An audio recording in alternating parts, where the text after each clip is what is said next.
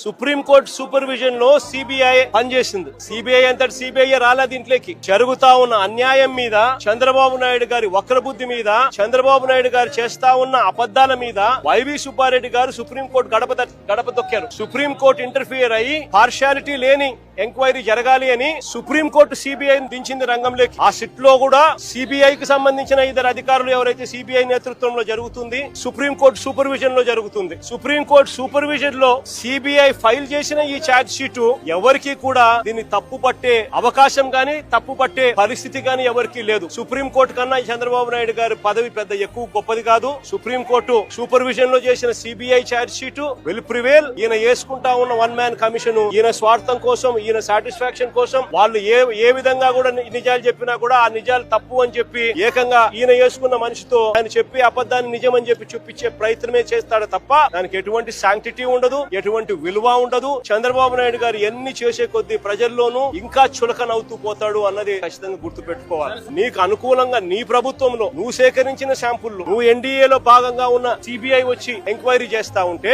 ఆ రిపోర్టే నీకు అనుకూలంగా నీకు రానప్పుడు ఏ రకంగా నువ్వు చేసినది కరెక్ట్ అవుతుంది అని చెప్పి నేను చెప్తా ఉన్నా. ఆ రిపోర్టే నీకు అనుకూలంగా రాలేదు కాబట్టి నువ్వు చేస్తా ఉన్నది ఏంది, మళ్ళీ నీకు అనుకూలంగా రిపోర్ట్ వచ్చేదాకా మళ్ళీ నువ్వు వక్ర భాష్యం చెబుతూ మళ్ళీ నువ్వు నచ్చిన వ్యక్తిని మళ్ళా వేసుకుని దాంట్లో నుంచి మళ్ళీ ఎంక్వైరీ చేయాలని ప్రయత్నం చేస్తా ఉన్నా.